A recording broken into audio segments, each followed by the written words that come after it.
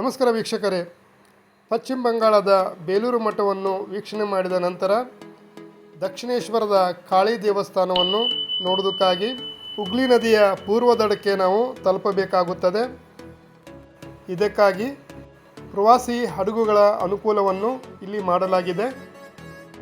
ಬನ್ನಿ ವೀಕ್ಷಕರೇ, ಹುಗ್ಲಿ ನದಿಯ ಸಂಚಾರವನ್ನು ಮಾಡಿ ಕಾಳಿ ದೇವಸ್ಥಾನದ ಪೂರ್ವ ದಡವನ್ನು ನಾವು ತಲುಪೋಣ.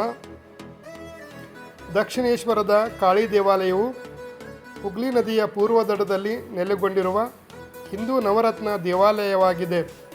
ಈ ದೇವಾಲಯದ ಪ್ರಧಾನ ದೇವತೆ ಭವತಾರಿಣಿಯಾಗಿದ್ದು ಪರಾಶಕ್ತಿಯಾಗಿರುವ ಕಾಳಿಯ ರೂಪವಾಗಿದೆ. ಪಶ್ಚಿಮ ಬಂಗಾಳದ ದಕ್ಷಿಣೇಶ್ವರದ ದೇವಾಲಯವನ್ನು ಕ್ರಿಸ್ತಶಕ 1855ರಲ್ಲಿ ಕಾಳಿಮಾತೆಯ ಪರಮಭಕ್ತಿಯಾದ ರಾಣಿ ರಾಸಮಣಿಯವರು ನಿರ್ಮಿಸಿದರು. 19ನೇ ಶತಮಾನದ ಅಧ್ಯಾತ್ಮದ ಮೇರು ಶಿಖರವನ್ನು ಏರಿದ ಶ್ರೀ ಗುರು ರಾಮಕೃಷ್ಣ ಪರಮಹಂಸರು ಮತ್ತು ಮಾತಾ ಶಾರದಾದೇವಿಯವರ ಪ್ರಮುಖ ಧಾರ್ಮಿಕ ನೆಲೆಯಾಗಿತ್ತು. ಮುಖ್ಯ ದೇವಾಲಯವು ಟಾಲಿಗಂಗೆಯಲ್ಲಿಯ ರಾಧಾಕಾಂತ್ ದೇವಾಲಯದ ವಾಸ್ತುಶಿಲ್ಪವನ್ನು ಹೋಲುತ್ತದೆ. 9 ಗೋಪುರಗಳನ್ನು ಹೊಂದಿರುವ ಕಾಳಿ ದೇವಾಲಯದ ಸುತ್ತಲೂ ದೊಡ್ಡದಾದ ಪ್ರಾಂಗಣವಿದ್ದು ಗಡಿ ಗೋಡೆಗಳ ಉದ್ದಕ್ಕೂ ಕೊಠಡಿಗಳನ್ನು ಹೊಂದಿದೆ. ನದಿಯ ದಡದಲ್ಲಿರುವ 12 ಶಿವ ದೇವಾಲಯಗಳು ಕಾಳಿದೇವಿಯ ಪತಿಯಾದ ಶಿವ ಪರಮಾತ್ಮನಿಗೆ ಸಮರ್ಪಿತವಾದವುಗಳು. ಕಾಳಿಮಾತೆಯ ಈ ಭವ್ಯ ದೇವಾಲಯವನ್ನು ಸ್ಥಾಪಿಸಿದ ರಾಣಿ ರಾಸಮಣಿಯು ಮಹಿಷ ಕುಲದವರಾಗಿದ್ದು ತಮ್ಮಲ್ಲಿಯ ವಿಶೇಷವಾದ ಗುಣ ಸ್ವಭಾವದಿಂದಾಗಿ ಹೆಸರುವಾಸಿಯಾಗಿದ್ದರು. ಮಹಾನ್ ದೈವಭಕ್ತರಾಗಿದ್ದ ರಾಣಿ ರಾಸಮಣಿಯವರಿಗೆ ತಾಯಿ ಕಾಳಿಮಾತೆಯು ತಮ್ಮ ಕನಸಿನಲ್ಲಿ ನೀಡಿದ ನಿರ್ದೇಶನದಂತೆ ಗಂಗಾ ನದಿಯ ದಡದಲ್ಲಿ ಈ ಭವ್ಯ ಪರಂಪರೆಯ ದೇವಾಲಯವನ್ನು ಕಟ್ಟುವಲ್ಲಿ ಶ್ರಮಿಸಿದರು. ಸುಮಾರು 25 ಎಕರೆ ಭೂಪ್ರದೇಶವನ್ನು ಹೊಂದಿದ ಈ ದೇವಾಲಯವು ಪೂರ್ಣಗೊಳ್ಳಲು 8 ವರ್ಷಗಳ ಕಾಲಾವಧಿಯನ್ನು ತೆಗೆದುಕೊಂಡಿತು. ದಕ್ಷಿಣೇಶ್ವರ ಮಂದಿರದ ಪ್ರಧಾನ ಅರ್ಚಕರಾಗಿದ್ದ ಶ್ರೀ ರಾಮ್ಕುಮಾರ್ ಚಟ್ಟೋಪಾಧ್ಯಾಯರ ಮಾರ್ಗದರ್ಶನದಂತೆ 1855 ಮೇ 31ರಂದು ಜಗನ್ಮಾತೆ ಕಾಳಿದೇವಿಯ ವಿಗ್ರಹವನ್ನು ಪ್ರತಿಷ್ಠಾಪಿಸಲಾಯಿತು. ತದನಂತರ ಕಾಳಿ ದೇವಸ್ಥಾನದ ಪ್ರಧಾನ ಅರ್ಚಕರಾಗಿ ಗದಾಧರ ಎಂಬುವವರು ವಹಿಸಿಕೊಂಡರು. ಇವರೇ ಮುಂದೆ ಶ್ರೀ ರಾಮಕೃಷ್ಣ ಪರಮಹಂಸರೆಂದು ಅಧ್ಯಾತ್ಮದ ಲೋಕದಲ್ಲಿ ಬೆಳಗಿದವರು. ಮಹಾನ್ ದೈವಭಕ್ತರಾಗಿದ್ದ ರಾಣಿ ರಾಸಮಣಿಯವರು ದಕ್ಷಿಣೇಶ್ವರ ದೇವಾಲಯದ ಉದ್ಘಾಟನೆಯ ನಂತರ ಕೇವಲ 5 ವರ್ಷ 9 ತಿಂಗಳು ಮಾತ್ರ ದೇವಿಯ ಸೇವೆಯನ್ನು ಮಾಡುವ ಭಾಗ್ಯವು ಅವರದಾಗಿತ್ತು. 1855ರಲ್ಲಿ ದಕ್ಷಿಣೇಶ್ವರ ಕಾಳಿ ದೇವಸ್ಥಾನದ ಮುಖ್ಯ ಅರ್ಚಕರಾಗಿ ಜವಾಬ್ದಾರಿಯನ್ನು ಹೊತ್ತ ಶ್ರೀರಾಮಕೃಷ್ಣರು ಕೇವಲ ಅರ್ಚಕರಾಗಿರದೆ ಕಾಳಿಮಾತೆಯ ಶಿಲ್ಪದೊಳಗಿನ ಮಾತೃಭಾವವನ್ನು ಸವಿಯುವ ತವಕದವರಾಗಿದ್ದರು.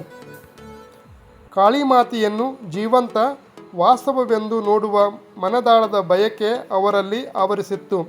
ಬೆಳಗ್ಗೆಯಿಂದ ಸಂಜೆಯವರೆಗೂ ತಾಯಿಯ ಪೂಜೆಯಲ್ಲಿ ಮನಸ್ಸನ್ನು ಲೀನಗೊಳಿಸಿ ತಾಯಿಯ ದರ್ಶನಕ್ಕಾಗಿ ಕಾಯುತ್ತಿದ್ದರು. ಸಂಜೆ ಆದ ಮೇಲೆ ತಾಯಿಯ ದರ್ಶನವಾಗದೆ ಹತಾಶೆಯಿಂದ ಕಣ್ಣೀರು ಸುರಿಸುತ್ತಾ ಇಂದು ಕೂಡ ದರ್ಶನ ಭಾಗ್ಯ ಸಿಗಲಿಲ್ಲವೆಂದು ತಮ್ಮ ಜೀವನವನ್ನು ಅಂತ್ಯಗೊಳಿಸುವ ನಿರ್ಧಾರ ಮಾಡುತ್ತಿದ್ದರು. ರಾಮಕೃಷ್ಣರ ಭಕ್ತಿಗೆ ಮನಸೋತ ಕಾಳಿಮಾತೆಯು ಕೊನೆಗೆ ದರ್ಶನವನ್ನು ನೀಡುತ್ತಾಳೆ.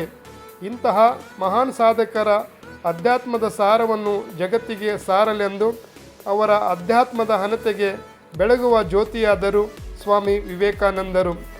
ರಾಮಕೃಷ್ಣ ಪರಮಹಂಸರು ಮತ್ತು ಸ್ವಾಮಿ ವಿವೇಕಾನಂದರ ಗುರು ಶಿಷ್ಯರ ಬಾಂಧವ್ಯ ಅನನ್ಯ ಅವಿಸ್ಮರಣೀಯವಾದದ್ದು. ಭಾರತೀಯ ಭವ್ಯ ಪರಂಪರೆಯನ್ನು ವೇದ, ಉಪನಿಷತ್ತು, ರಾಮಾಯಣ, ಮಹಾಭಾರತದಂತಹ ಪುರಾಣಗಳ ಅಧ್ಯಾತ್ಮದ ಸಾರವನ್ನು ಪಾಶ್ಚಿಮಾತ್ಯರಿಗೆ ಪರಿಚಯಿಸುವಲ್ಲಿ ಸ್ವಾಮಿ ವಿವೇಕಾನಂದರು ತಮ್ಮ ಗುರುಗಳಿಂದ ಪಡೆದುಕೊಂಡ ಜ್ಞಾನವು ಅವರ ಮೂಲ ನೆಲೆಯಾಗಿತ್ತು.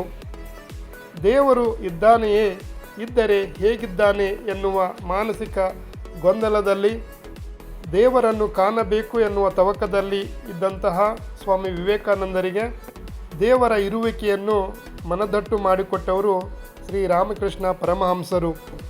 ರಾಮಕೃಷ್ಣರು ತಮ್ಮೆಲ್ಲ ಅಧ್ಯಾತ್ಮದ ಸಾರವನ್ನು ತಮ್ಮ ಅತ್ಯಂತ ಪ್ರೀತಿಯ ಶಿಷ್ಯರಾಗಿರುವ ವಿವೇಕಾನಂದರಿಗೆ ಎಲ್ಲವನ್ನೂ ಧಾರೆ ಎರೆದು ಭವ್ಯ ಭಾರತದಲ್ಲಿ ಆಧ್ಯಾತ್ಮಿಕ ನೆಲೆಯನ್ನು ಗಟ್ಟಿಗೊಳಿಸುವಲ್ಲಿ ಇಟ್ಟಂಥ ದಿಟ್ಟ ಹೆಜ್ಜೆಯಾಗಿತ್ತು.